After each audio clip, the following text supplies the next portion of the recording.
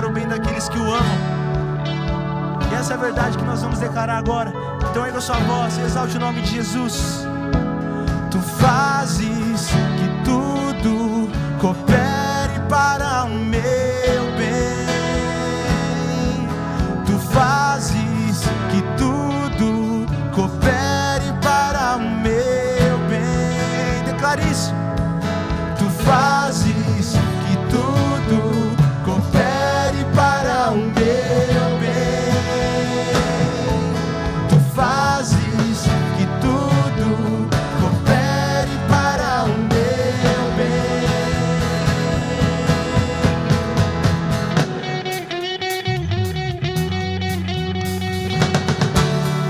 Tu és o mesmo para sempre.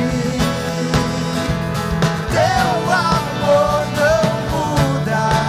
Se o choro dura uma noite, a alegria vem pela manhã. Se o mar se enfurecer, eu não tenho que temer, porque eu sei que me amas. Teu amor não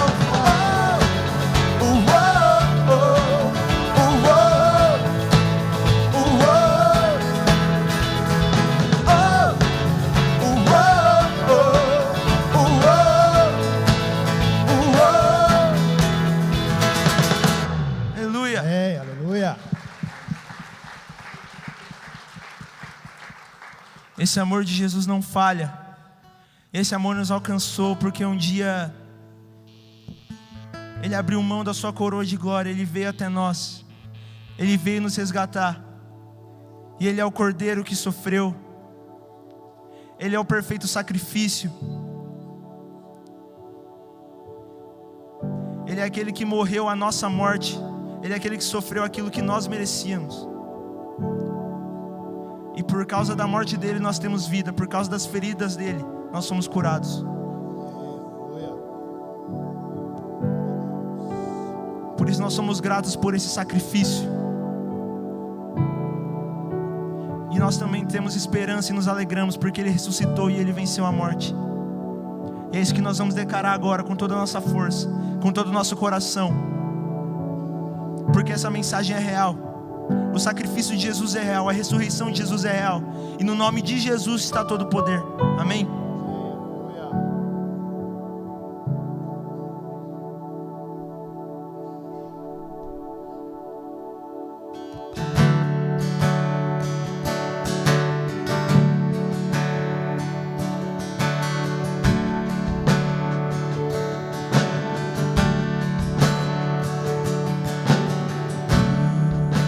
Cordeiro que sofreu, traído pelos seus, Ele carregou por mim todo o pecado meu.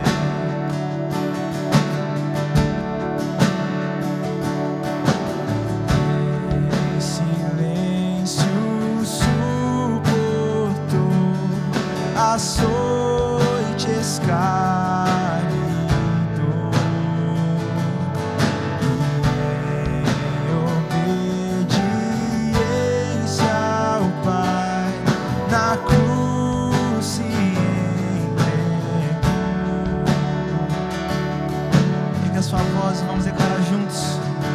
Numa rude cruz me salvaste, derramaste ali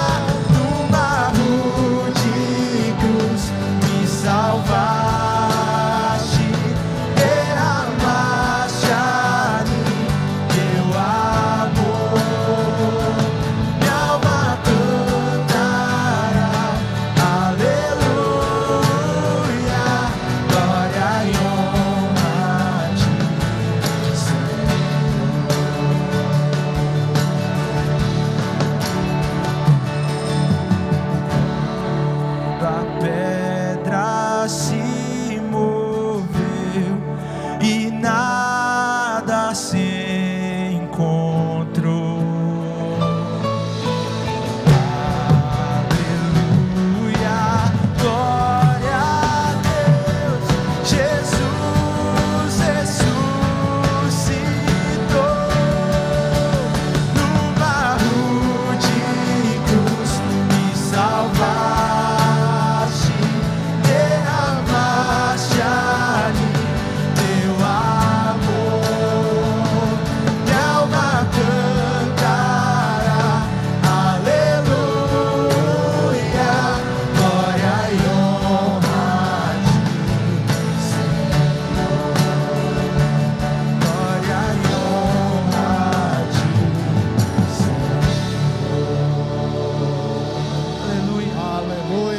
Aleluia.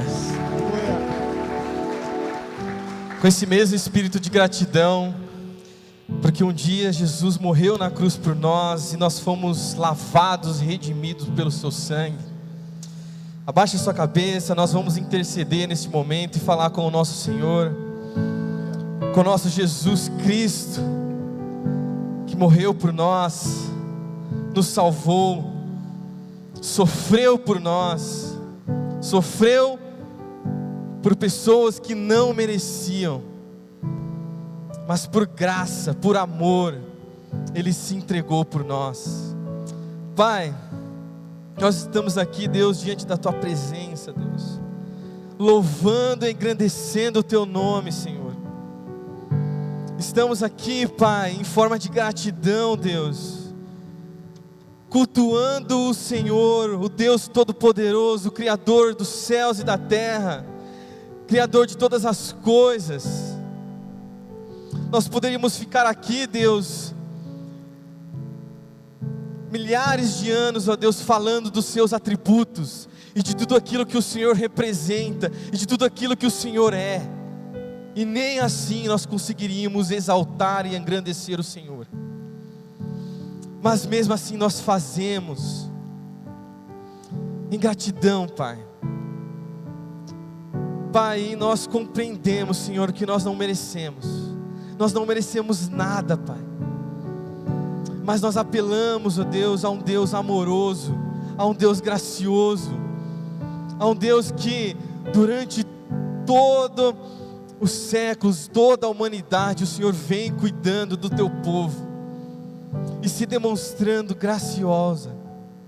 graciosamente pelo Teu povo, Pai. Por isso, Senhor, nós apelamos, Pai, ao Teu amor e à Tua misericórdia, Senhor, e pedimos, ó Deus, nós intercedemos neste momento, Pai, por pessoas, ó Deus, que necessitam da Tua intervenção, que necessitam, Deus, do Teu abraço, que necessitam, ó Deus, da Tua mão forte, poderosa, sobre as suas vidas, ó Pai. Pedimos, ó Pai, pelas pessoas, Deus, que estão abandonadas, Pai, pelas pessoas que abandonaram, ó Deus, a fé, pessoas, ó Deus, que por algum motivo, ó Deus, estão longe da casa do Pai, mas nós pedimos, ó Deus, intercedemos, ó Deus, e apelamos, ó Deus, a Tua misericórdia, que o Teu Santo Espírito vá lá, Deus, nesse momento, e toque os seus corações, e façam voltar para a casa do Pai, Deus, porque a Tua palavra diz que aqueles que veio a mim, eu jamais lançarei fora, Deus, eu não lançarei fora aqueles que são meus, e nós cremos, ó Deus, que o Senhor não os lançará fora, Pai. Também pedimos, ó Deus, pelos enfermos, ó Deus, pelas pessoas que estão passando por problemas, ó Deus, de saúde, Pai. Pai, que o Senhor vá lá, Deus, que o Senhor, com a Tua graça, Pai, a Tua graça imerecida, ó Deus, que o Senhor vai lá e toque com o Teu poder de cura em nome de Jesus, o nome mais poderoso que existe, ó Deus. Nós apelamos, nós intercedemos e nós pedimos em nome de Jesus, ó Deus, que o Senhor cure essas pessoas, ó Deus. Pai, pastor Gilson, ó Deus, Pai do nosso pastor, ó Deus, que tem passado por problemas difíceis, ó Deus, de enfermidades, ó Deus. Pai, vai lá, Deus, acalenta o seu coração, dê paz para a família, que o Senhor, ó Deus, derrame cura sobre ele, ó Deus, abrace-os, ó Deus, com a tua misericórdia, com o teu poder, com o teu amor, ó Deus, que só o Senhor pode proporcionar, Deus. Também pedimos, ó Pai, pelas pessoas, ó Deus, que estão passando por problemas financeiros, ó Deus. Pai, nós passamos por problemas, ó Deus, em nosso país, e tem pessoas, ó Deus, necessitando da tua intervenção, necessitando, ó Deus, de um milagre nas suas finanças. Ó Senhor, vá ao de encontro com essas pessoas, ó Deus, e proporciona milagre na casa deles, ó Deus, que nunca há de faltar alimento, nunca há de faltar contas pagas, ó Deus. Nós pedimos, ó Deus, a tua intervenção, e nós sabemos, ó Deus, que nada neste mundo, ó Deus, nós merecemos e nós podemos fazer. Nós dependemos do Senhor para tudo, Deus. Nós somos como crianças, ó Deus, que precisa do Senhor para tudo, Pai. E nós apelamos ao nosso Pai, que é amoroso, que é bondoso, que é maravilhoso. E nós engrandecemos o teu nome nesta noite, por tudo que o Senhor fez, pelo plano da redenção que nós estávamos cantando nesse momento. Na rude cruz o Senhor morreu por nós e lavou os nossos pecados. E por isso, por mais que nós passamos por aflições, por mais que nós passamos por problemas de saúde, por mais que nós passamos por problemas financeiros, mas o Senhor falou assim: vocês são mais do que vencedores em Cristo Jesus. Romanos 8, o apóstolo Paulo diz: vocês são mais do que vencedores em Cristo Jesus. Nós somos mais do que vencedores, não importa o que nós passamos na vida, nós já vencemos em Cristo Jesus, e nós acreditamos nisso, ó Deus, e nós somos gratos pelo Senhor, em nome de Jesus, ó Deus, amém.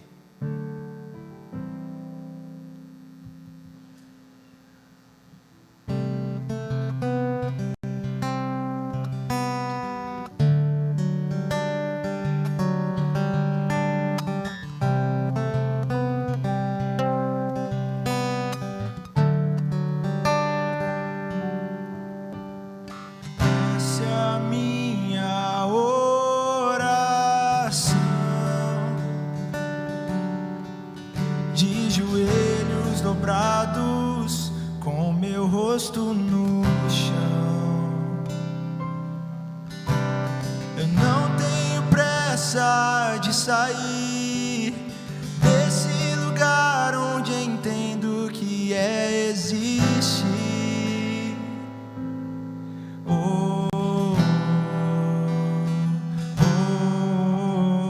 A tua presença é real. Eu nunca senti nada igual, pois só tu és santo, Senhor. E eu te peço, coração ensinável, uma conduta humilde e uma alma com sede de ti, sede de ti. Coração ensinável, uma conduta humilde e uma alma com sede de ti, sede de ti. Essa é a minha oração, de joelhos dobrados, com meu rosto no chão. Não tenho pressa de sair desse lugar onde entendo que existe.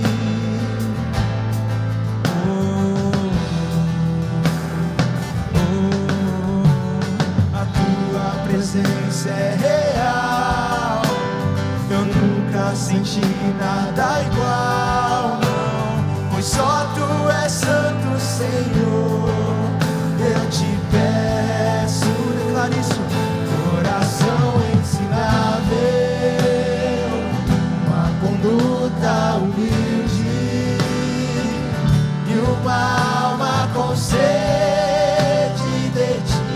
nossa oração, Jesus. Sede de ti, coração ensinável, uma conduta humilde e uma alma com sede de ti. Sede de ti, coração ensinável, uma conduta humilde e uma alma com sede de ti. Sede de ti, coração ensinável, uma conduta humilde e uma alma com sede de ti. Sede de ti. Dá-me d'água viva, dá-me d'água viva, pra eu nunca mais ter sede de nada, senão da tua presença. Dá-me d'água viva, dá-me d'água viva, pra eu nunca mais ter sede de nada, senão da tua presença. Dá-me d'água viva, dá-me d'água viva,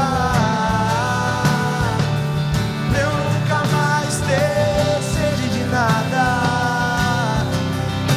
senão da tua presença. Dá-me d'água viva, dá-me d'água viva, pra eu nunca mais ter sede de nada, senão da tua presença. Sim, Senhor, põe em mim seu coração, põe em mim seu coração pra sempre. Sim, Jesus, põe em nós teu coração. Sim, Senhor, põe em nós teu coração, põe em nós teu coração pra sempre. Oh, oh, oh. Declare isso mais uma vez. Sim, Senhor, põe em nós teu coração, põe em nós teu coração pra sempre. Manso e humilde. Sim, Senhor, põe em nós teu coração, põe em nós teu coração pra sempre.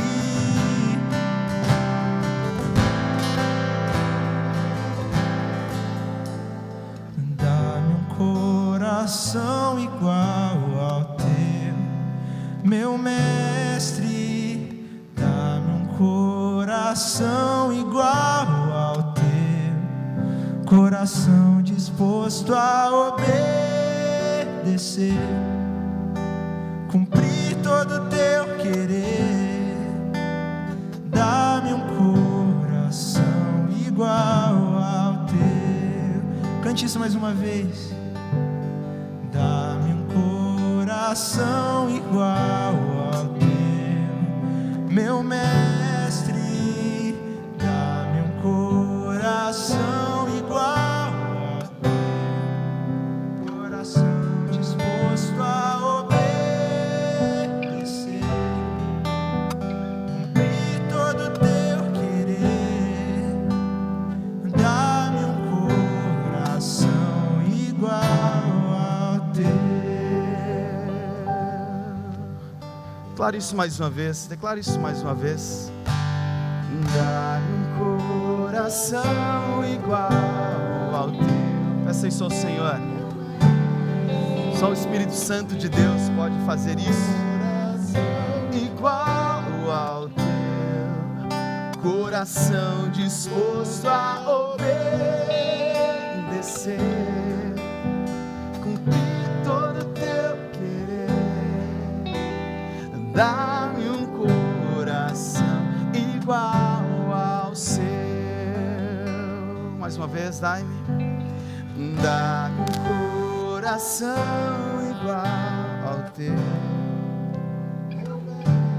Nós te pedimos isso, Senhor. Igual. Coração disposto a obedecer, cumprir todo o teu querer. Dá-me um coração igual ao teu, coração disposto a obedecer ao Senhor todos os dias. Haja o que houver, custe o que custar, Senhor. Dá-me um coração igual ao teu. Aplauda ao Senhor Jesus. Aleluia, aleluia, que seja essa a nossa oração ao Senhor todos os dias da nossa vida. Senhor, dá-nos um coração igual ao teu. Não é um coração mais ou menos parecido com o de Jesus, não é um coração que tenha lembranças de Jesus, um coração igual ao do Senhor Jesus. Esse é o alvo da nossa vida, amém? Amém. Abra por favor a sua Bíblia comigo, no Evangelho de Mateus, no capítulo 7, Evangelho de Mateus, capítulo 7, hoje pela manhã, nós refletimos no capítulo 24 de Mateus, e foi uma reflexão muito interessante, é ou não é verdade? Quem estava aqui de manhã? Levanta a mão e prove. Ainda bem que você voltou, meu irmão, porque eu ia me sentir deixado para trás se você não viesse. Eu ia falar, a igreja foi, eu fiquei. Os irmãos que riram aí, porque eles estavam aqui de manhã, e de manhã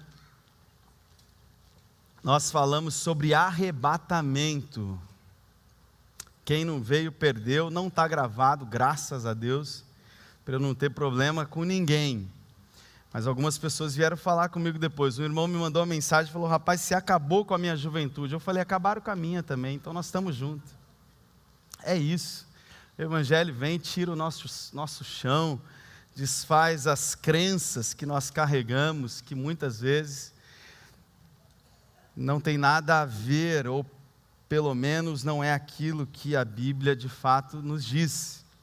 E eu disse que hoje à noite eu iria, de certa forma, continuar falando algo parecido, não é o mesmo tema, não é tão polêmico como foi essa questão doutrinária na parte da manhã, mas segue o mesmo sentido, a mesma lógica, porque o Evangelho tem uma única lógica, centrada na pessoa de Jesus, cujo objetivo de Deus é formar em nós a imagem e semelhança de Jesus.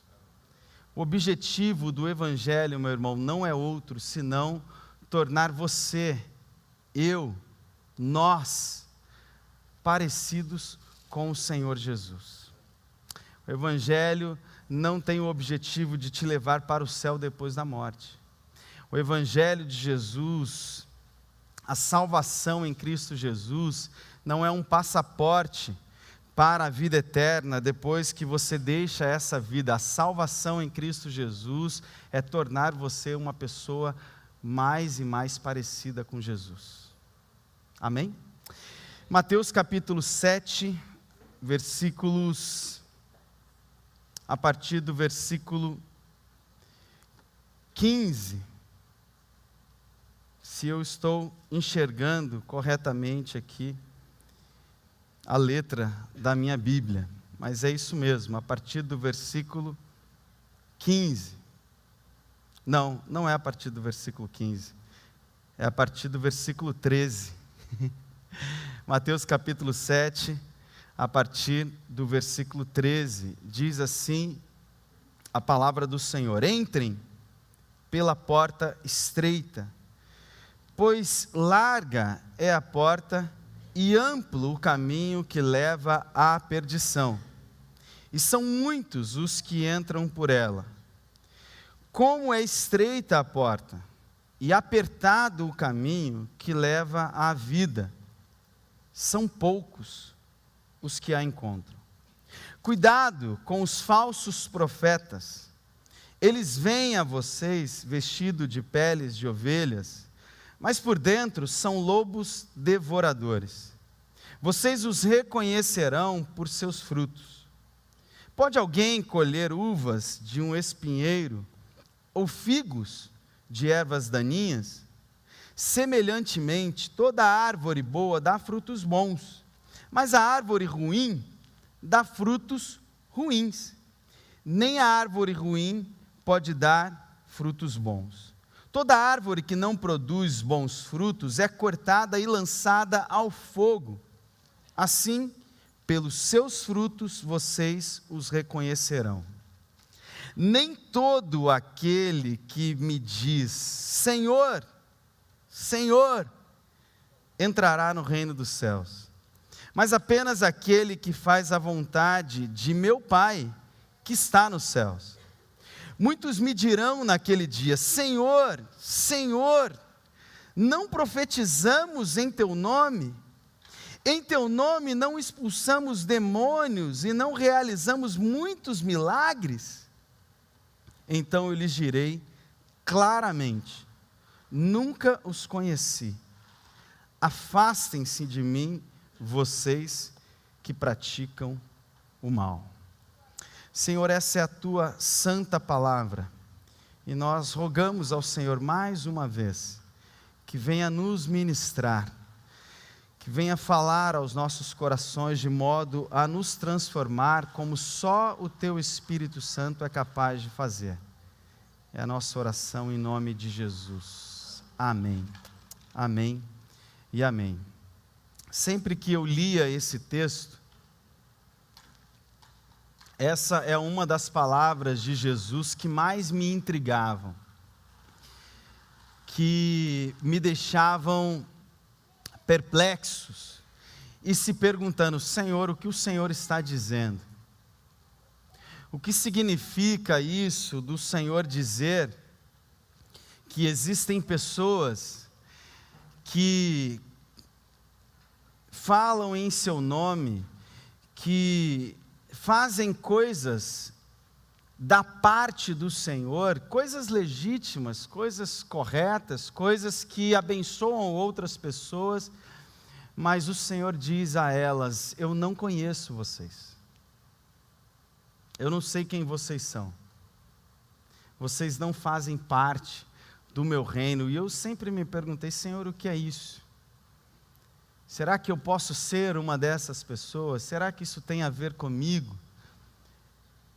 Como tornar-se alguém conhecido de Deus, que naquele dia não será rejeitado pelo Senhor, ainda que tenha feito coisas em nome do Senhor?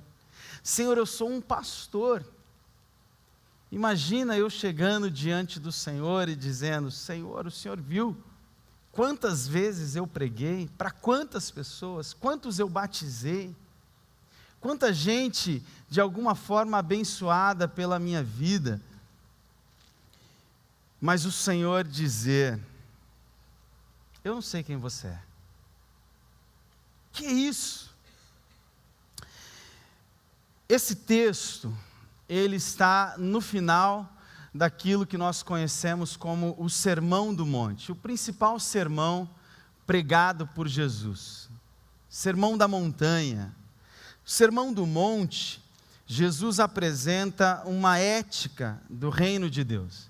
Ele é uma descrição detalhada do que significa ser um verdadeiro discípulo de Jesus. Então, eu quero dizer a você, se você nunca leu, ou se você leu correndo o Sermão do Monte, faça do Sermão do Monte uma leitura de cabeceira na sua vida, porque esse é o sermão onde Jesus diz como vive o verdadeiro discípulo de Jesus. É a exposição de uma contracultura cristã, ou seja, é uma exposição de como é a vida do discípulo em contraposição a uma cultura mundana que não tem nada a ver com a vontade de Deus. A cultura de um mundo que a Bíblia vai dizer que jaz no maligno, não é do maligno, não é do maligno. Salmo 24 vai dizer: do Senhor é a terra, a sua plenitude, o mundo e tudo o que nele há. Mas esse mundo jaz, ou seja, jaz não é de jazz, aquela palavra, aquele estilo musical americano, jaz, piadinha ruim, né? Piada de pastor é ruim. Jaz é de jazigo, de morte, um mundo que perece, que apodrece, por influência do maligno, do mal. Esse mundo tem uma cultura, tem um jeitão de ser, e Jesus diz: não, mas o meu reino tem um outro jeito de ser, tem uma outra cultura. E Jesus expõe isso de uma forma linda, maravilhosa, no Sermão do Monte. Esse tipo de vida descrita no sermão pregado por Jesus só é possível àqueles que foram regenerados pelo Espírito Santo. Aqueles que nasceram de novo. Não é uma vida possível ao ser humano comum, não é um esforço moral ético. É uma vida que é fruto de regeneração, de novo nascimento, é obra do Espírito Santo de Deus. Portanto, o Sermão do Monte não é uma cartilha cristã dizendo: faça isso e você será um bom cristão. Não, o Sermão do Monte é uma espécie de gabarito para você conferir se você é um discípulo regenerado pela graça de Deus ou não. É um gabarito para você conferir se essa obra do Espírito aconteceu ou está acontecendo na sua vida ou não. E Jesus termina esse Sermão do Monte, que vai do capítulo 5 de Mateus até o final do capítulo 7, trazendo alguns avisos muito importantes para os discípulos de Jesus, para a nossa vida cristã. Esses avisos são como placas de sinalização. Vou usar essa analogia. Essa passagem que nós acabamos de ler apresenta 3 importantes avisos para a jornada de fé dos discípulos de Jesus. São como placas de sinalização. Gostaria de pedir para o Rodrigo colocar uma imagem aqui no telão para te ajudar a visualizar um pouquinho disso. 3 placas de sinalização, e eu gostaria de perguntar a você que tem carteira de habilitação, passou na prova do Detran, amém? Que placa é essa primeira aqui? Por favor, do meu lado direito. Cara, por isso que disse que maringaense não dirige bem. Brincadeira, algumas pessoas falaram aí. É uma placa de estreitamento de pista. Amém? Aprenderam hoje, né? Essa aí eu acho que não estava na prova do Detran, né? É uma placa que a gente vê pouco por aí. A gente vê mais uma placa que é mais ou menos parecida com essa, que é quando você vai passar numa ponte e ela indica que há um estreitamento de ponte ali, você vai passar por uma ponte. Mas essa placa, ela indica que haverá ali à frente um estreitamento de caminho, ou seja, o caminho é mais largo e ele vai se estreitar, ele vai ficar menor. Estreitamento de pista. Essa segunda placa, que placa é essa? Não estou entendendo. Um por um. É uma placa que sinaliza uma pista escorregadia, uma pista perigosa, uma pista onde você pode ser enganado e capotar o seu carro, deslizar, ter uma aquaplanagem, enfim, alguma coisa do tipo. Por quê? Porque é uma pista escorregadia, e essa placa de aviso está chamando a sua atenção para que você observe isso com cuidado, para que você não tenha prejuízos na sua condução, na sua jornada, porque essa é uma placa que indica que a pista é escorregadia. E a última placa, acho que ela é mais comum a nós, né? Apesar de algumas pessoas, não só algumas pessoas, eu também, meu Deus, o meu pecado exposto aí. É uma placa que indica que você não pode seguir adiante. É uma placa que proíbe você seguir em frente. Não siga em frente, ou seja, sentido proibido. Eu gosto de gente cheia do Espírito Santo, que recebe a revelação de Deus e ajuda a gente a pregar. Sentido proibido, você não pode seguir adiante. Eu já descumpri essa placa, esse aviso algumas vezes. Não muitas, tá, gente? Não sou tão inconsequente assim. Mas essas placas de sinalização nos ajudam a perceber o que Jesus está nos dizendo nesse texto. Ele está nos avisando, nos dando uma descrição de como é o caminho da nossa jornada de fé. E ele vai dizer: o caminho é estreito, o caminho não é largo, o caminho não oferece alternativas quaisquer, o caminho é estreito, e isso é inflexível, isso é inexorável. O caminho é estreito, ele é apertado, e é assim que é. Nós vamos entender isso. Segundo, Jesus vai dizer: cuidado, porque nessa jornada você vai lidar com muitos tipos de engano. Cuidado com os desvios, cuidado com os enganos, cuidado com aquilo que existe no meio do caminho, que se você não perceber, se você não estiver atento, isso vai ser prejudicial e talvez até mesmo destruir a sua vida. E por último, Jesus vai dizer que de alguma forma, algumas pessoas naquele dia diante do Senhor vão encontrar uma placa dizendo: você não pode seguir em frente, você não pode entrar,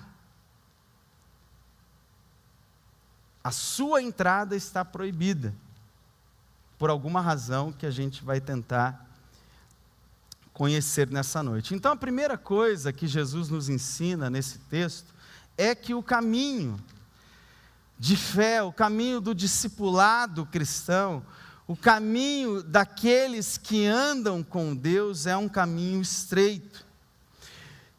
Na antiga cidade murada de Jerusalém, ainda existem até hoje diversas portas.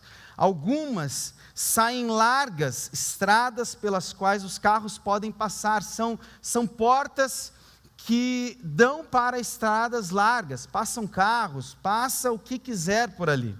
Outras, elas são seguidas de declives estreitos pelos quais apenas pedestres, animais pequenos ou carrinhos de mão conseguem passar. Os ouvintes de Jesus sabiam o que Jesus estava dizendo, tinham afinidade com essa analogia, porque eles viviam em cidades assim. Algumas portas de cidades eram largas o bastante para muitas pessoas passarem por elas ao mesmo tempo. No caso de outras portas, você tinha que esperar e passar um de cada vez, porque eram portas e caminhos estreitos. Essa analogia indica que Jesus é contrário a qualquer ideia de que você pode apenas seguir o fluxo da multidão, de que você pode apenas entrar por qualquer porta, por qualquer lugar e fazer o que todo mundo está fazendo, e seguir o caminho que todo mundo está seguindo, e seguir a cultura, e seguir inclusive uma cultura religiosa de massa, de multidão que diz: olha, vem todo mundo por aqui, porque aqui Deus está fazendo, Deus está abençoando. E Jesus diz: não, peraí, não é dessa forma. O caminho é estreito, o caminho é apertado. Ou ainda, algumas pessoas gostam de difundir uma ideia mentirosa de que qualquer caminho ou qualquer forma de caminho leva a Deus. Não leva, não leva, não leva mesmo. Existe um caminho, e esse caminho é muito bem definido, ele é estreito, ele é apertado. O que significa, meu irmão, minha irmã, dizer que um caminho é apertado, que um caminho é estreito? Um caminho apertado, estreito, é um caminho que não apresenta outras alternativas. O fato de ser estreito significa que aquela é a única forma de passar. Só dá para ir por ali, e só dá para ir de um jeito, um passo de cada vez naquela direção. Quem aqui já andou, já fez uma trilha, sabe talvez um pouquinho do que é essa ideia.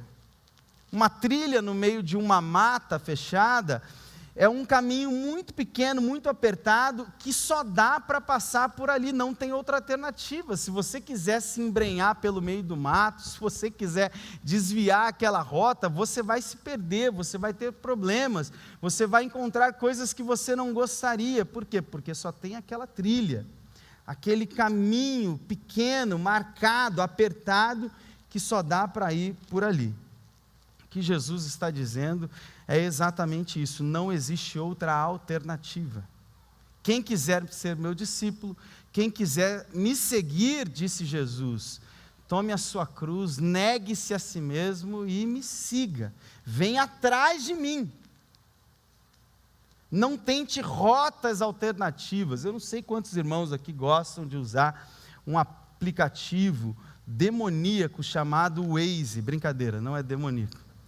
Mas, gente, eu odeio o Waze. Me perdoe aí os criadores do Waze, mas eu acho que eles não vão assistir essa mensagem. Todas as vezes que eu tentei usar o Waze, eu me perdi. Foi uma confusão. Ele manda a gente por caminhos que não existem, por alternativas terríveis. Por quê? Porque, de alguma forma, ele é um aplicativo que tenta te dá melhores condições para o caminho, rotas mais alternativas, mais rápidas, caminhos menos embaraçosos, mas na verdade se acaba, como eu no Rio de Janeiro, só que não foi o Waze, foi o Maps, mas estava sem internet. Eu fui parar dentro de uma favela, e fui recebido por bandidos com um fuzil na mão, dizendo: oi, tudo bem? O que você está fazendo por aqui? Seja bem-vindo à nossa comunidade. Não, eles pediram para a gente abaixar o vídeo, já contei isso aqui. E a gente quase morrendo ali do coração. Onde vocês estão indo? A gente veio lá do Mirante, Dona Marte. Estão indo para onde? Estão indo para o centro. E por que vieram por aqui? Não, foi o GPS que mandou a gente para cá. Então tá, vira à direita, à esquerda, segue reto. Amém, aleluia, glória a Deus, estamos vivos. Mas poderíamos ter morrido por causa de uma rota alternativa que apareceu naquele bendito aplicativo. É brincadeira, mas o que Jesus está querendo nos ensinar é: não tente na sua vida cristã buscar rotas adicionais. Não tente buscar aplicativos que queiram dar a você uma previsão do futuro. Aplicativos que queiram dizer para você: olha, vai por aqui, é melhor por aqui, é mais rápido, é mais tranquilo. Aplicativos que tentem avisar para você que tem um radar à frente para você não ser multado. Jesus está dizendo assim: olha, só existe um caminho, esse caminho é estreito, esse caminho é apertado e não tem outra alternativa. Porque foi isso que Jesus disse lá no Evangelho de João, no capítulo 14, versículo 6. Eu sou o caminho, a verdade e a vida, e ninguém vem ao Pai a não ser por mim. Eu sou o caminho, eu sou a verdade, eu sou a vida, e ninguém vai chegar a Deus exceto por mim, comigo, pendurado em mim. Sou eu que carrego vocês até o Pai. Vocês não vão chegar lá tentando rotas alternativas, ou indo com a multidão, ou seguindo coisas da sua cabeça, ou ideias, ideologias, pensamentos, fórmulas para a vida, que digam que você pode ser melhor de algum outro jeito. Não, você só consegue chegar ao Pai se for através do Senhor Jesus. Meus irmãos, eu gosto de repetir sempre isso: é Jesus sem mais, sem adições, sem adereços, quaisquer que sejam, inclusive os religiosos, porque é fácil para nós saber que é Jesus sem pecado, saber que é Jesus sem mentira, sem engano, saber que é Jesus sem adultério, saber que é Jesus sem roubar, sem mentir, sem matar. Agora, eu quero dizer para você, é Jesus também sem o seu certificado de batismo, é Jesus também sem o tempo de crente que você pertence a uma igreja batista, é Jesus sem escola bíblica dominical que você frequentou a vida inteira, é Jesus sem a sua saia, a sua gravata, sem as músicas que você gosta, é Jesus sem mais, meu irmão. Aí você fala assim: pastor, mas essas coisas são ruins? Não, essas coisas não são ruins, meus irmãos. Só que essas coisas não têm poder nenhum para te salvar e te levar a Deus. São instrumentos, são ferramentas que na nossa jornada nos ajudam a formar a nossa fé. Mas se você pendura em qualquer uma delas a sua esperança, se você acha que um dia você vai chegar diante do Senhor e o que Ele vai analisar é a sua vida e o seu comportamento de crente, não é. Quando você chegar diante de Deus, a única coisa que vai importar ao Pai é se Ele vai ver Jesus ou não na sua vida. É se você chegou lá carregado pelos braços do Senhor Jesus, no caminho estreito, apertado. Gente que não viveu uma vida religiosa tentando se salvar, tentando salvar a si mesmo, tentando ser bom, tentando adquirir pedrinhas na sua coroa espiritual, tentando acumular méritos para naquele dia o Senhor olhar: poxa, você era um crente muito bom, né? Não, nós vamos chegar diante de Deus e vai falar assim: você só está aqui por causa de Jesus. Louvado seja o nome de Jesus. Louvado seja o nome de Jesus. Senhor, só cheguei aqui por causa da sua graça e da sua misericórdia. Não são regras, não é uma cartilha religiosa a ser seguida, é uma vida aos pés do Senhor Jesus. Se quiserem chegar ao Pai, o caminho é estreito e não oferece outras alternativas. Segunda lição, segunda placa de aviso na nossa jornada de fé como discípulos de Jesus é: cuidado com os falsos profetas. Pista escorregadia, engano. Cuidado com os falsos profetas. Jesus diz: cuidado com aqueles que vêm a vocês vestidos de peles de ovelhas, mas por dentro são lobos devoradores. Cuidado com gente que fala em nome de Deus, mas não tem nada de Deus. No Israel da antiguidade, os falsos profetas eram pessoas que afirmavam falar as palavras de Yahvé, mas na verdade não falavam. Se as pessoas os ouvissem, acabariam por seguir um caminho errado e de destruição. Todavia, o problema com os falsos profetas é que eles não têm cara, inicialmente, de falso profeta.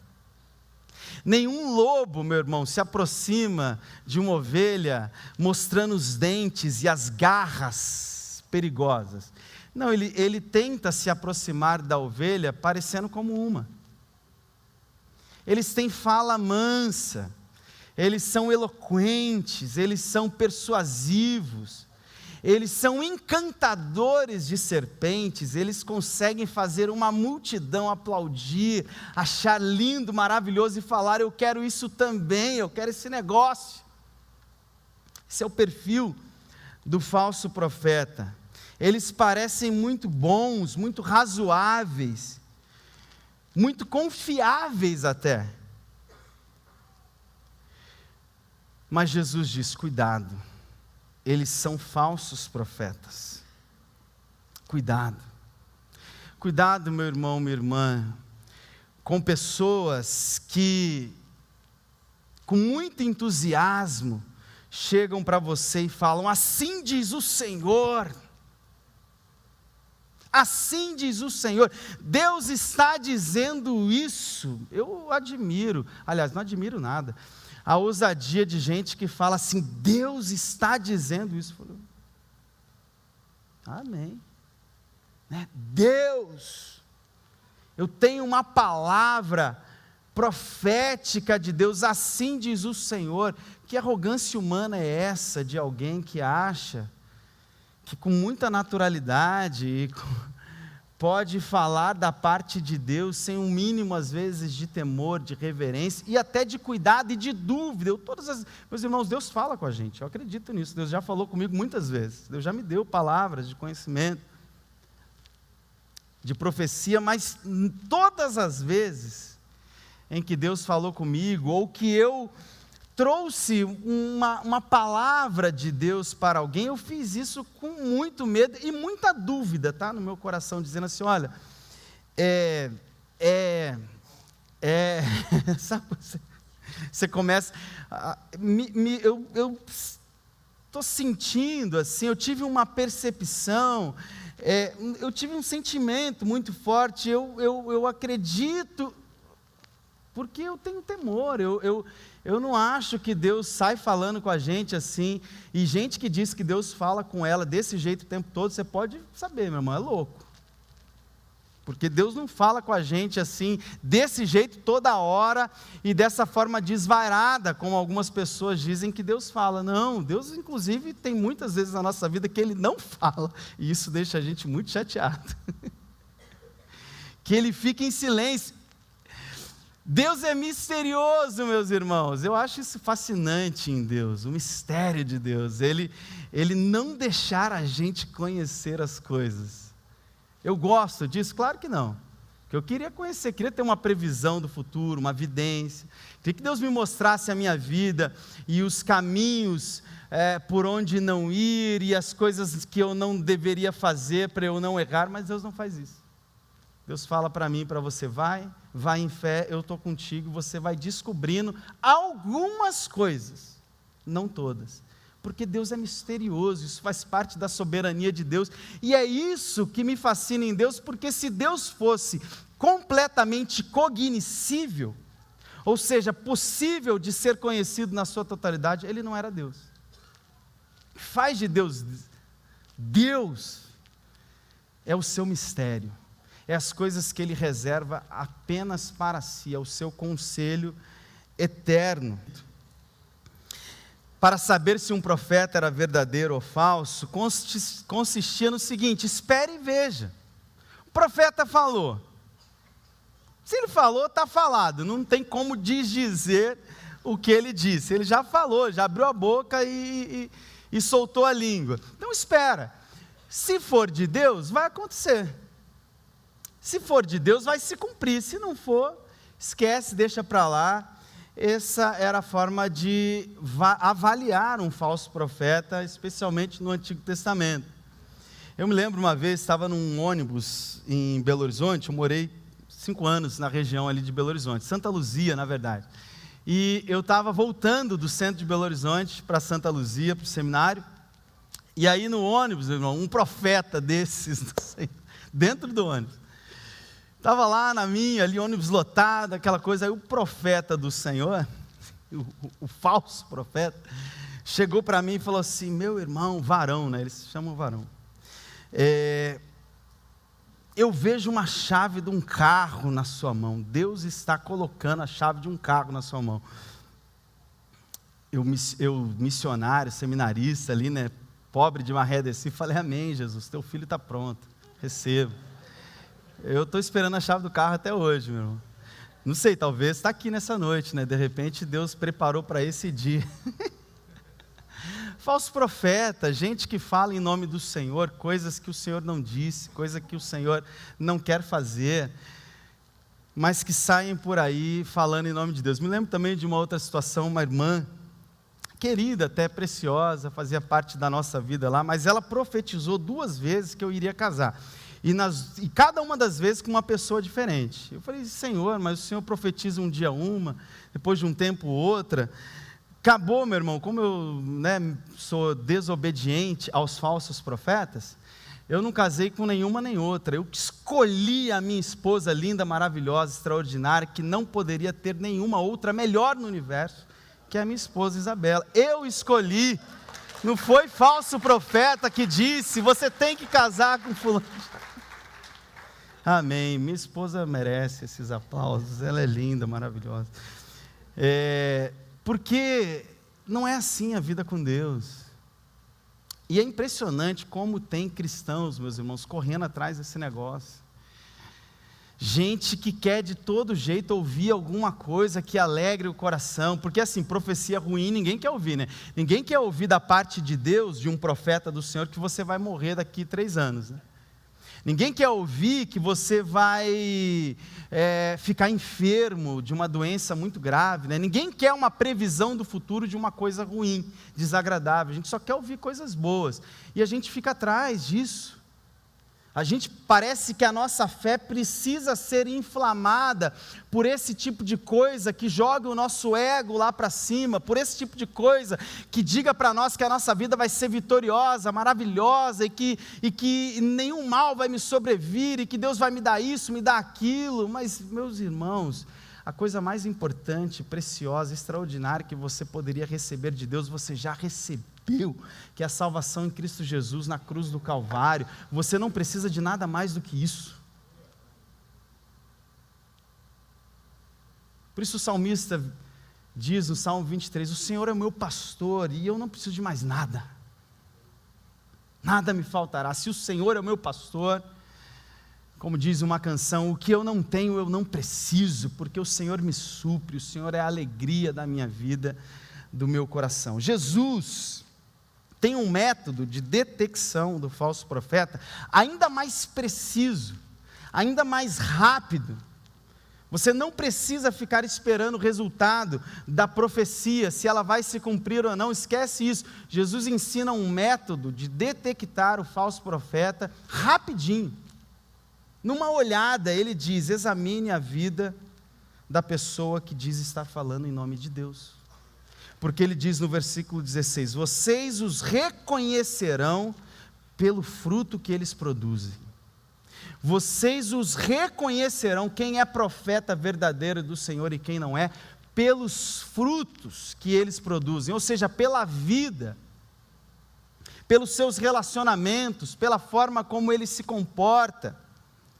Pode alguém, versículo 16, colher uvas de um espinheiro ou figos de ervas daninhas? Semelhantemente toda árvore boa dá frutos bons, mas a árvore ruim dá frutos ruins. Em outras palavras, Deus está dizendo, quem é gente ruim, é gente ruim. Não é que Deus não pode salvar e transformar, mas assim, o que ele está querendo dizer é, não tem como gente de natureza ruim, de natureza não transformada, de caráter desaprovado, ser um profeta de Deus, falar em nome de Deus. A árvore boa não pode dar frutos ruins, nem a árvore ruim pode dar frutos bons. Pense na vida da pessoa como uma árvore e pergunte, você vê frutos saudáveis, saborosos nessa árvore, frutos dignos? Você vê outras pessoas sendo realmente nutridas por ela, sendo abençoadas verdadeiramente, genuinamente no coração, na alma, por elas? Ou essa é uma árvore infrutífera, de frutos ruins, apodrecidos, frutos de mentira, de imoralidade, de cobiça, de mau caratismo, que tem de profeta? Meu irmão, tem hora que dá vontade de jogar o celular na parede. Não precisa jogar na parede, é só sair da rede social, né? Mas você está ali nas redes sociais e você vê cada bizarrice, cada coisa esdrúxula, ridícula, E milhares de pessoas seguindo, milhares de pessoas encantadas, e dizendo: é isso, é Deus falando, é Deus nada, meu irmão, é Deus nada. Em Deus há beleza, em Deus há integridade, em Deus há justiça, em Deus há vida limpa, transparente, sincera, há coração bonito, humilde, generoso, compassivo, porque Deus é assim. E tudo que Ele fala, ou qualquer pessoa que fale da parte de Deus, irá falar dessa forma, com a beleza de Deus, com a graciosidade de Deus, com a integridade de Deus. O fruto não pode apenas ter aparência de poder espiritual, porque o que Jesus está dizendo nesse texto é que algumas pessoas fizeram mesmo algumas coisas acontecer, que tem aparência de poder espiritual. Não sei se você sabe, meu irmão, mas poder espiritual, o lado de lá também consegue realizar. Você sabe disso? A gente conversando outro dia com os nossos amigos aí, angolanos, né? Pires, Osório, eu falei: cara, me conta uma coisa. Uma vez eu vi um missionário, que foi missionário muitos anos em Angola, e ele falava assim, que os bruxos voavam lá, bicho, igual bola você via voando assim, essas coisas que você só vê em filme. Eu falei: cara, eu fiquei com dificuldade de acreditar nisso. E eles falaram assim: pior que é verdade. Então, manifestação de poder espiritual não é uma coisa só de crente ou feita em nome de Deus. Então, não se impressione com manifestações de poder. Os falsos profetas, eles são reconhecidos pelos seus frutos. O que conta é algo mais profundo, mais pessoal, é resultado da natureza que está se desenvolvendo em nós. O apóstolo Paulo, na sua carta aos Gálatas, diz: mas o fruto do Espírito é gabarito, amor, alegria, paz, paciência, amabilidade, bondade, fidelidade, mansidão e domínio próprio. Contra essas coisas não há lei. Se o profeta não tem isso, esquece, vira as costas, porque o fruto do Espírito Santo se manifesta dessa forma. Eu não sei você, meu irmão, minha irmã, mas eu não me impressiono de forma alguma, eu não acredito em manifestação do Espírito Santo através de pessoas cujos frutos são podres. Eu não acredito. Eu não dou crédito, eu não quero ouvir, não desrespeito ninguém, mas para mim assim, cara, não tem frutos do Espírito Santo, não está falando da parte de Deus, não é uma palavra de Deus para mim. Amém? Pode fazer o reboliço espiritual que for, se a vida é feia, se os relacionamentos são quebrados, se o caráter é desvirtuado, é um falso profeta, porque no fim das contas nós sempre iremos reproduzir aquilo que é a nossa natureza, ou a nossa natureza humana carnal, ou a natureza de Cristo, transformando a nossa vida e as nossas relações. É por isso que o Evangelho não é uma mudança de comportamento, o Evangelho é uma mudança de natureza. Por que de natureza? Porque é dali que vai nascer todas as coisas. Se Deus não mudar a natureza, a raiz, os frutos serão ruins. Quando nós nascemos de novo, nós recebemos a natureza de Deus. E essa vida de Jesus em nós, dia após dia, vai nos tornando mais e mais parecidos com Jesus. E os frutos que nós precisamos apresentar são frutos de Jesus. Assim, pelos frutos vocês os reconhecerão. Não se impressione com performance. Não se impressione com habilidades, com pirotecnia, com palavras persuasivas, com gente que impressiona só pelo seu intelecto, pela sua capacidade de convencimento. Olhe para os frutos, olhe para a vida, olhe para os relacionamentos. Quais são os resultados produzidos pela natureza daquela pessoa? Quer saber, meu irmão, se alguém é muito cheio do Espírito Santo, quer saber? Quer saber se uma pessoa é muito cheia do Espírito Santo? Olhe para os relacionamentos dela. Olhe para a forma como ela trata as pessoas. Olhe para a forma como ela cuida da sua família, da sua esposa, dos seus filhos, como ela se relaciona no seu ambiente de trabalho.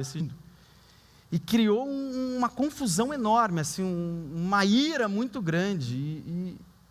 E aquela pessoa disse assim: o pior é que quando eu fui ver a rede social dele, é crente, fala em nome de Deus. Pelos frutos, meus irmãos, a nossa espiritualidade, a nossa vida cristã é conhecida.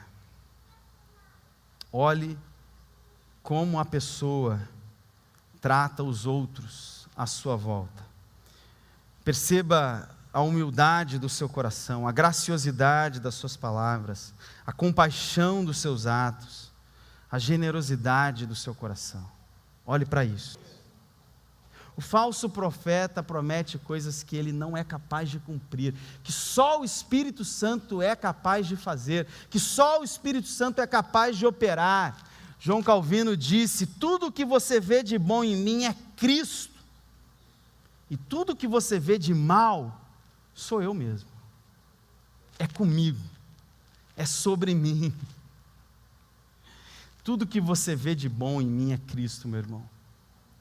Não pense, ao olhar para a minha vida, que eu sou o que sou por causa dos meus esforços morais. Eu sou o que sou pela graça de Deus, pela misericórdia de Deus e pelo poder insistente do Espírito Santo de Deus, fazendo dessa coisa ruim uma coisa minimamente boa para a glória de Deus.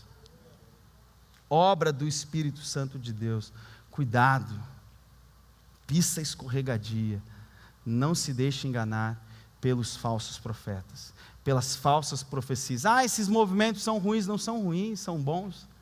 As ferramentas são maravilhosas. Deus pode pode usar muitas coisas para nos aperfeiçoar, mas não acredite em promessas falsas, coisas que só Deus pode realizar. Não acredite em gente que diz: vai ali, vai lá, conversa com fulano de tal, ora com a fulana de tal, vai buscar a irmãzinha lá, o irmão ali, o pastor tal, o movimento tal, o congresso tal, a conferência X, Não caia nessa, meu irmão. Vá onde o Espírito Santo de Deus te direcionar, faça aquilo que você quiser fazer, mas tenha certeza, o único que pode transformar a sua vida é o Espírito Santo de Deus, e se Ele não fizer isso, ninguém pode fazer. Por último, a última placa de aviso de Jesus é que só chegará diante de Deus pessoas que Ele conhece.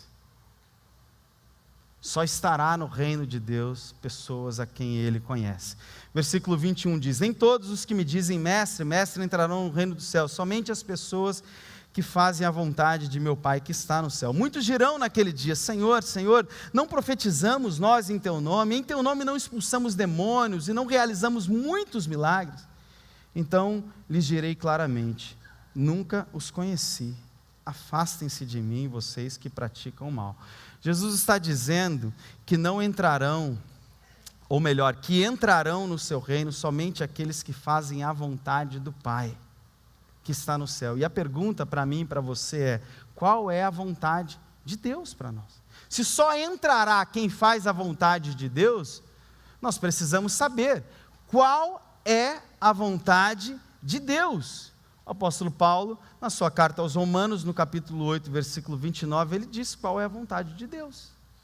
Ele diz: pois aqueles que de antemão conheceu, também os predestinou, ou seja, deu um destino prévio para serem conformes à imagem de seu Filho, a fim de que ele seja o primogênito entre muitos irmãos.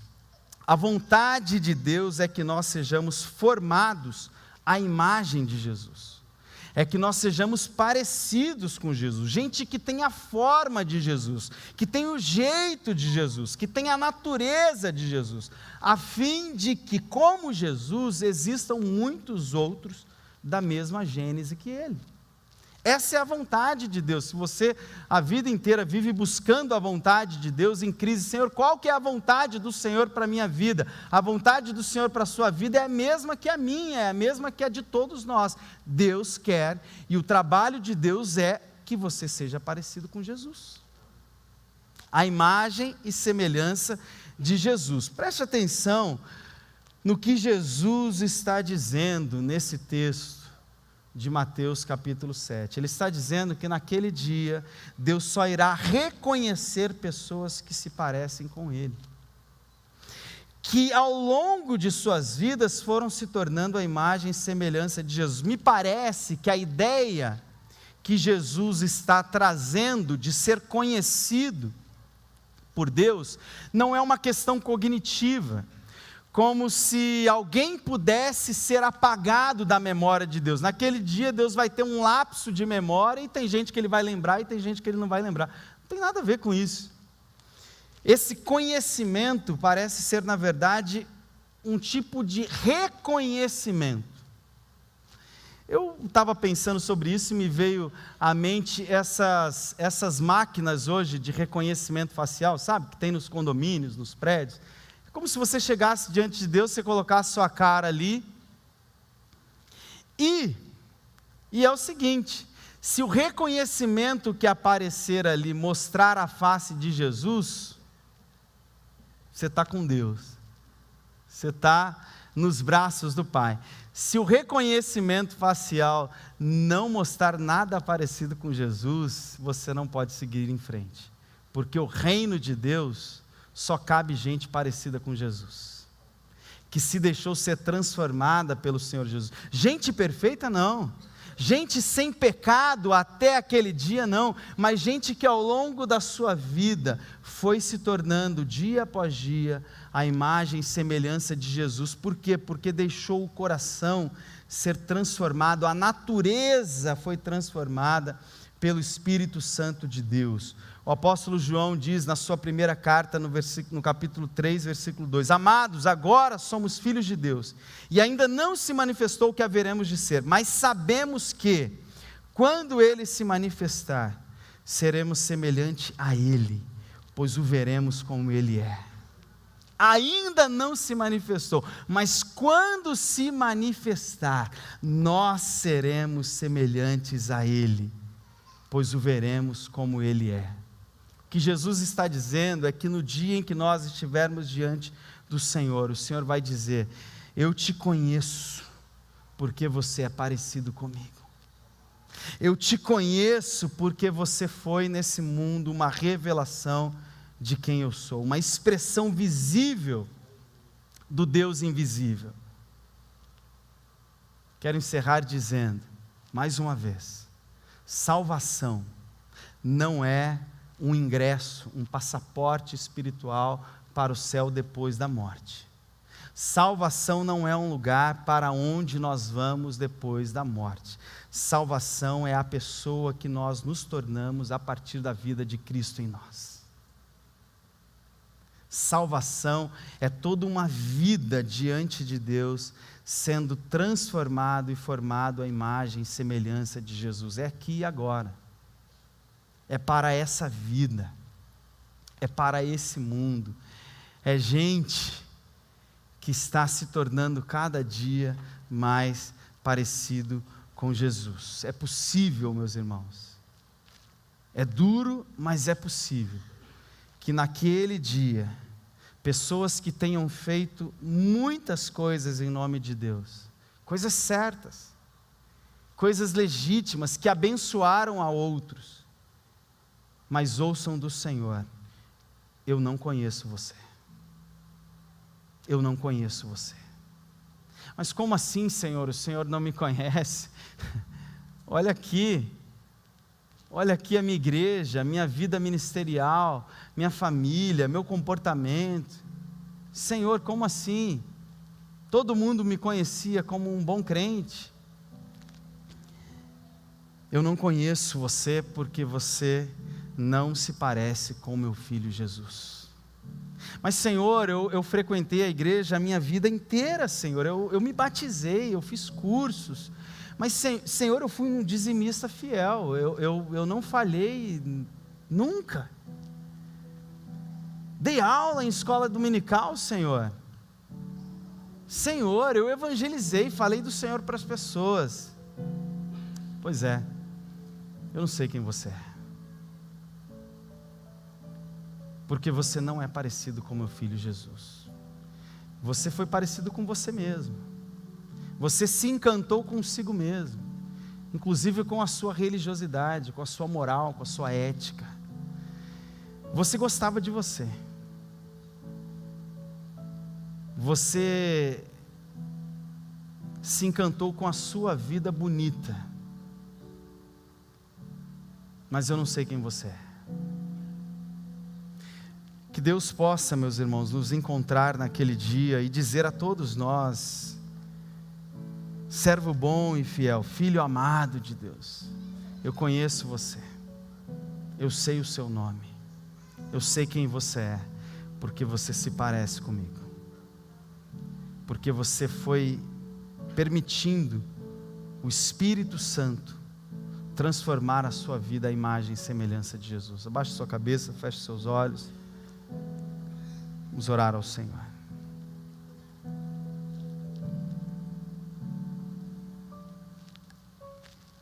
Senhor Jesus,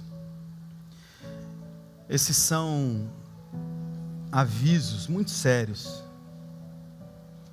são placas de sinalizações de extrema importância para a nossa vida e para a nossa jornada de fé. O caminho é estreito, não há alternativas, não há o que se adicionar ao caminho. Jesus é o caminho, o único caminho, e ele é estreito, ele é apertado, ele é do jeito de Jesus, e não tem outra forma de chegar ao Pai, a não ser por Jesus. Senhor, ajuda-nos a observar e a perceber, e não ser enganado pelos falsos profetas, por pessoas, por coisas, por movimentos que prometem aquilo que só o Senhor é capaz de fazer, por pessoas que falam em nome do Senhor, mas a vida está completamente distante de Deus. A vida é feia, os frutos são apodrecidos. Senhor, nós não queremos ser enganados por isso. Ajuda-nos a ser e a observar os frutos, e a sermos árvores de bons frutos, de pessoas que a partir da natureza divina reproduzem a vida de Deus nesse mundo. Por sua graça, misericórdia, Senhor, faça-nos ser conhecidos de Deus, e ser conhecido de Deus é ser gente parecida com Jesus, cuja vida está sendo moldada por Jesus, e não por nós mesmos, não pelas nossas aspirações, não pelos nossos desejos, não pelos nossos encantamentos, não pela nossa tentativa de nos salvar a nós mesmos. Senhor, tem misericórdia de nós, que naquele dia, quando estivermos diante do Senhor, que o Senhor veja Jesus em nós, e nós possamos dizer: por sua graça, misericórdia, e pendurados em Jesus, nós chegamos aqui, somente por causa de Jesus. Faz isso em nós, faz isso na vida da tua igreja, ó Pai, hoje e sempre. Amém, amém e amém. Fique de pé no seu lugar, vamos cantar essa próxima canção. Enquanto cantamos, você que veio preparado para adorar ao Senhor, entregar ao Senhor os seus dízimos e ofertas, como expressão de gratidão, de generosidade, de adoração, de gente que decidiu viver a vida para Jesus, e porque decidiu viver para Jesus, tudo que tem é de Jesus, é para a glória de Jesus, e quer participar daquilo que Deus está fazendo no mundo, dessa nova humanidade sendo formada à imagem e semelhança de Jesus. Se esse é o seu desejo, se esse é o seu coração, como diz o apóstolo Paulo, Deus ama não aquele que faz isso por obrigação, não o que religiosamente paga o dízimo, não, mas aquele que generosamente e de coração, com alegria, doa e participa daquilo que está fazendo. Vamos cantar e vamos fazer isso nesse momento.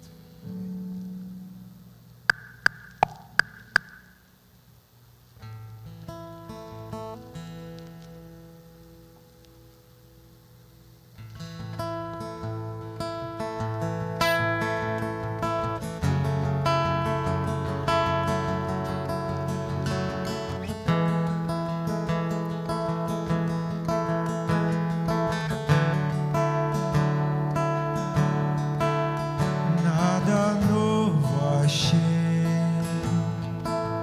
pra dizer então, como expressar minha gratidão. Posso até cantar alguma canção que vai acabar, mas a tua. Então vou levantar as minhas mãos e louvar, pois tudo que tenho é um aleluia, aleluia. Sei que é simples pra um rei, mas não tenho nada além de um coração cantando aleluia, aleluia.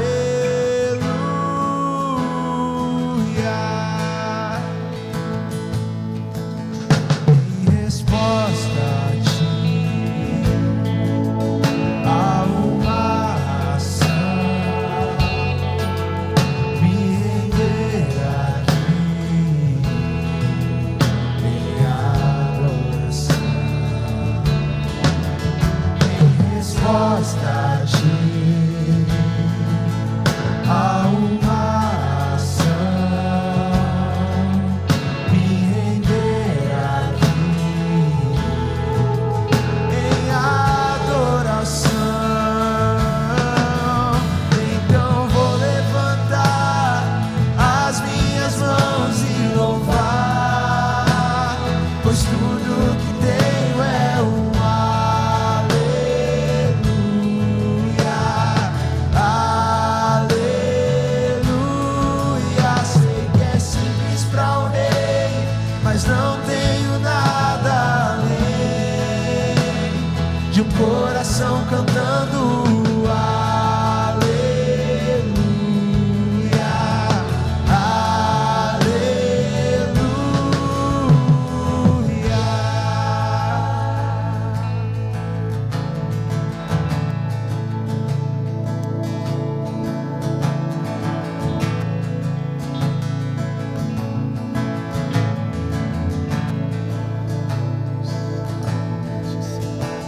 em meu coração. Não sem vergonha cante essa canção, pois sei que há fôlego nesses pulmões. Vamos, louve ao Senhor. Em meu coração, não sem vergonha cante essa canção, pois sei que há fôlego nesses pulmões. Vamos, louve ao Senhor. Em meu coração, não sem vergonha cante essa canção, pois sei que há fôlego nesses pulmões. Vamos, louve ao Senhor.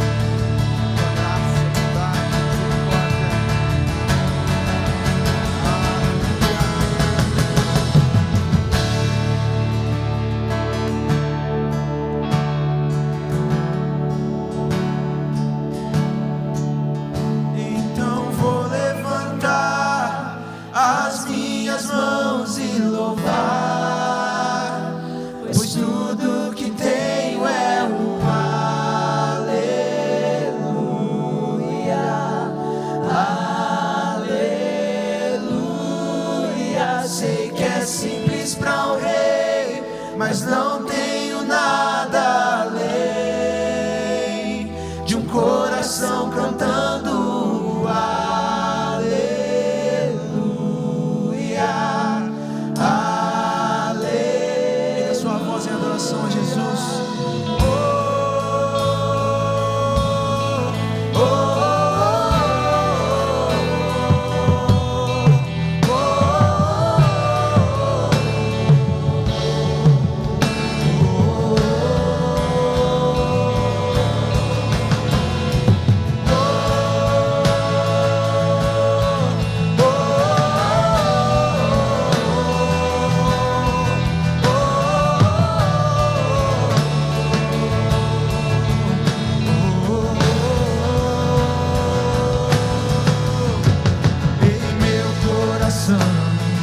Não se envergonhe, cante essa canção, pois sei que há fôlego nesses pulmões. Vamos, louve ao Senhor. Em meu coração, não se envergonhe, cante essa canção, pois sei que há fôlego nesses pulmões.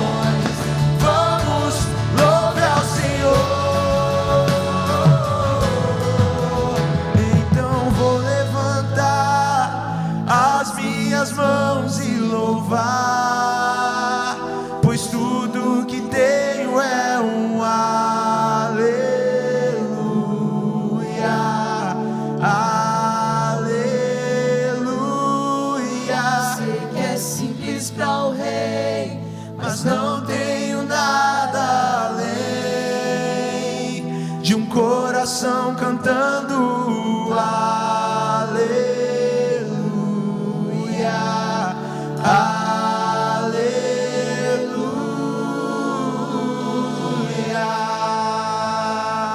Dê um forte aleluia ao Senhor e aplauda o seu nome, a sua glória, seu poder, a sua majestade. Senhor, nós te adoramos e a nossa resposta a ti é adoração, Senhor, adoração, rendição ao Senhor, dizendo: nós não somos, nós não podemos, mas o Senhor é, o Senhor pode, e nós nos rendemos a ti, Senhor. Aleluia, aleluia. Um simples aleluia, mas que expressa que nós reconhecemos a sua majestade. O Senhor é rei sobre nós, reina sobre as nossas vidas, Senhor, em nome de Jesus, amém, amém. Ainda de pé, nós queremos conhecer as pessoas que estão nos visitando hoje, pela primeira, talvez segunda, terceira vez, mas especialmente primeira vez. Se você é uma dessas pessoas, levante uma das suas mãos. Nós queremos conhecer você, dar um abraço para que você se sinta amado pela nossa comunidade. Aqui do meu lado direito, nós temos algumas pessoas aqui. Por favor, vamos aplaudi-los e os irmãos podem abraçá-los aqui à frente. Sejam muito bem-vindos em nome de Jesus. Se sintam amados pela nossa igreja. Aqui nas duas filas centrais, alguém nos visitando hoje, primeira, segunda, terceira vez, levante uma das suas mãos, por favor. Nós temos aqui algumas pessoas, sejam muito bem-vindos, em nome de Jesus, em nome de Jesus. Do meu lado esquerdo aqui, alguém visitando a gente hoje, primeira, segunda, ali atrás nós temos algumas pessoas, aqui no meio, na frente, sejam muito bem-vindos. Meus irmãos, nós temos tido a graça de Deus, de receber muitas pessoas todos os finais de semana na nossa igreja. Isso é bondade e graça do Senhor, não somos nós, é a graça de Deus. Mas nós queremos que essas pessoas que vêm nos conhecer se sintam amadas, se sintam acolhidas, elas possam experimentar aquilo que é o slogan da nossa igreja: nós somos uma família para amar. Então receba bem, converse, abrace. De nada valerá a nossa vida como igreja se nós não amarmos e cuidarmos uns dos outros. Amém? Que Deus abençoe muito a vida de vocês. Peço que se assentem apenas alguns minutinhos para a gente assistir as comunicações do PIB Acontece.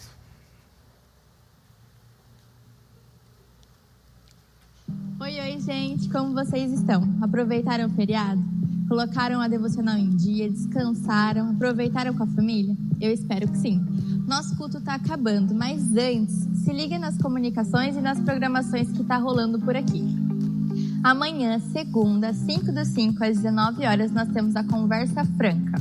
É uma programação que acontece mensalmente, promovida pelo PIB Homens. Um momento de palavra, louvor, compartilhar de testemunho e, ao final, um delicioso lanche para compartilhar à mesa. Aliás, fiquei sabendo que nesse encontro o prato é polenta com frango. Vários motivos para participar, né? Amanhã, no Centro de Convivências. O Dia das Mães tá chegando e por aqui a gente vai ter uma programação muito legal. Carol, conta pra gente. Olá, mulheres! Esse convite é para você que é mamãe. No dia 10 de maio, sábado, nós estaremos aqui na igreja, no Centro de Convivência, às 16 horas, para nos reunirmos e termos um momento maravilhoso juntas. Um café especial, café da tarde, em comemoração ao Dia das Mães. Teremos um culto juntas, louvor, adoração e uma palavra com o tema Minha Casa Edificada na Rocha. Além de todos os nossos momentos de culto e palavra, não faltarão também aqueles presentinhos especiais para você que estará ali participando. Corra, faça a sua inscrição. As inscrições encerram no dia 7 de maio e o convite individual é apenas R$ 35. Por isso, vá e leve alguma mamãe convidada com você. Um lembrete importante é que todo o nosso salão e a nossa estrutura será preparada para as mamães. Por isso, nós gostaríamos desde já de convocar os pais, a rede de apoio dessa família, para que supra a necessidade de cuidar de filhos pequenos, para que nesse momento ela esteja ali participando e usufruindo daquilo que nós estamos preparando para ela. Qualquer dúvida que você tenha, procure a nossa equipe lá no grupo de WhatsApp PIB Mulheres ou aqui presencialmente na igreja, que nós estaremos à sua disposição. Até lá, que Deus te abençoe.